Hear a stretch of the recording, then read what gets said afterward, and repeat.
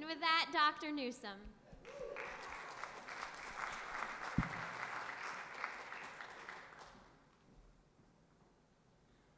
Well, in the few minutes remaining, let me simply add my thank you to all of you, and especially to call again the name of a person whose support helped to give impetus to it. So, John, I'm going to acknowledge you again. Would you please stand and let us recognize you again? Because I know that your presence at the table the day we really began to discuss this in earnest was very, very significant to the decisions we made to go forth. I look at you and I feel so wonderfully blessed. So many things I could say right now, and it's not unusual for me to be backed up with the last 2 minutes and everybody looking to get out, so I'm going to try to honor the 2 minutes that I have by saying that as I listened to some of the discussion over the past couple of days, the name Margaret Gardner came to my mind. It just kept coming to my mind. And for those of you who did not see the exhibit that we have on her, please be reminded that she is the real-life character portrayed in Toni Morrison's book, Beloved, and Oprah Winfrey's movie by the same title. We have an exhibit upstairs. So if you want to have one life story that captures everything we've talked about, look at that story. So much more than about somebody who was enslaved. You've got prostitution in the story, you've got incest, you've got trafficking, you name it, it's in her life story. If you want to know why she killed that child, look more deeply into that story. So I started thinking, well, what would a good wrap-up word be? Well, I think a good wrap-up word would be like this. We've all come not really to talk about civil rights or human trafficking or immigration or gender abuse. We've come to talk about a spiritual rights movement. I think this is really what Martin had in mind. I started to talk about this some during my days as dean at the Howard School of Divinity because I saw these connections. I couldn't put my hand on one without putting my hand on the other. And so when I came here as president, the same thing started happening. I put my hands on human trafficking, I'm putting my hands on civil rights. I put my hands on civil rights, my feet over here on immigration. A spiritual rights movement, the right for all people to live towards wholeness psychologically, morally, intellectually, spiritually. So every bit of it, that's what God intends. And none of us has the right to deny another from that gift.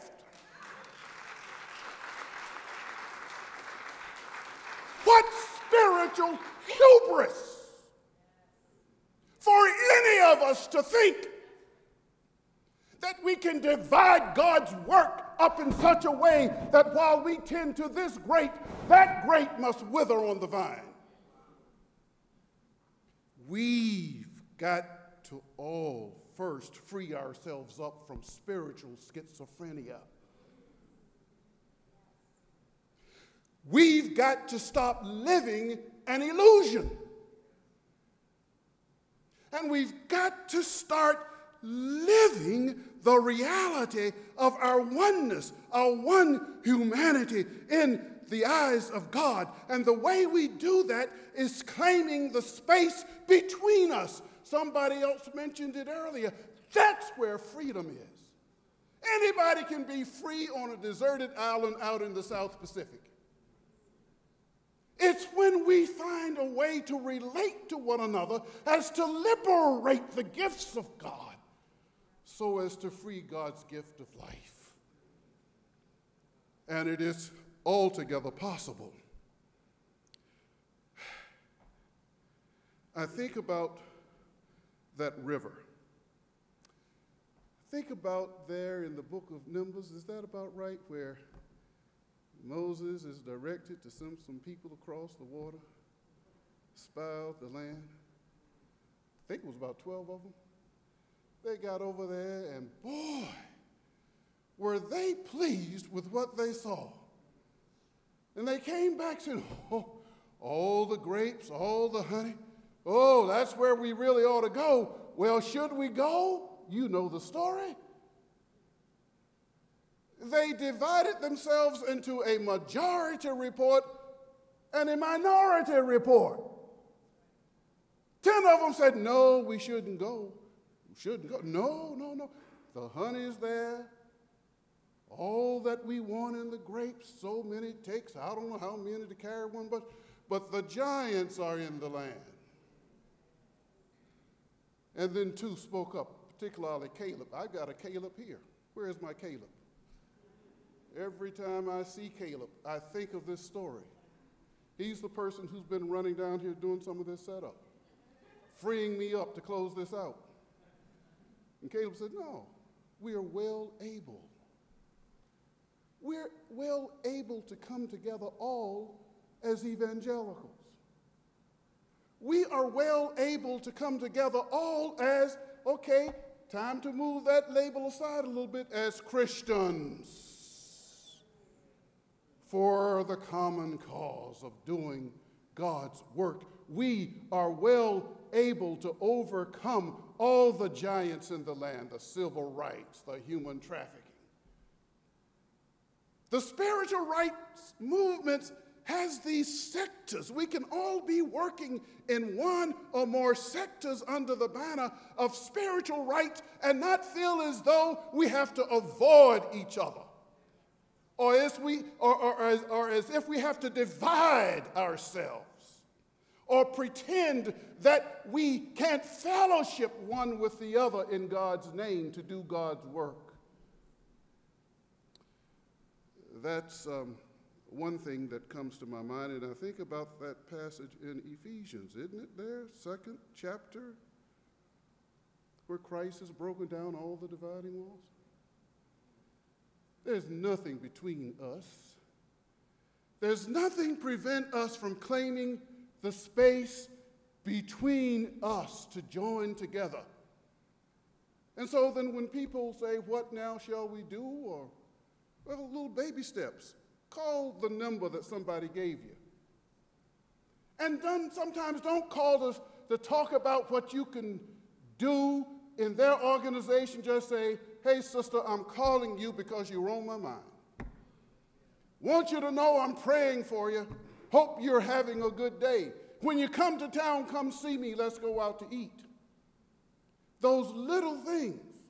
Martin King once asked, during the height of his leadership, how long for justice finally to come? I asked the question, how far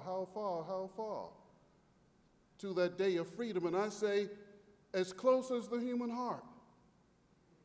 Only as far as it takes for me to enter the chambers of your heart, where your heart can embrace me in love and claim me and say to me that I belong in your life, as I say to you, you belong in mine. And that's how far. And then finally, this. Don't get caught up, I would say in closing, given all the good things that we witnessed here over the last few hours, with this thinking outside the box stuff. That's dangerous. Very, very dangerous. If I had been caught up in thinking out of the box type ideology, I would have really missed altogether the providential work at hand yesterday when the first U.S. Attorney General, African-American female, entered this building, and the first U.S. Attorney General from the state of North Carolina altogether was here with us. Everybody knew that, right? She was here. That was a moment. And I was able to appreciate it because I wouldn't let myself get caught up in that box of trying to think outside of the box. So here's what I say as my final word. Let's all engage in resurrection thinking. See, thinking out of the box is thinking dead thoughts. And that leads to dead conversation. It's not going to go anywhere. You have a moment of something that looks like it has promise, and it flitters and flutters, and then it just falls back to the earth as a dead thing. Resurrection thinking is thinking outside the tomb.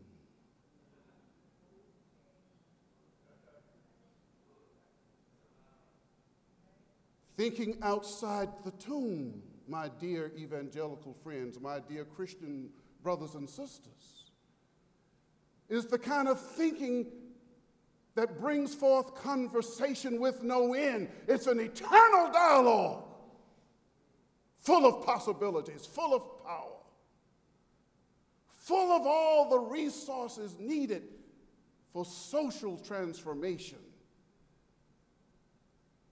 and the kind of witness we need to make to win souls to Christ. When the stone was rolled away, the way was opened for each of us to find our way to each other, and the whole of us to find our ways to those children of God in need of us, in need of us. Amen.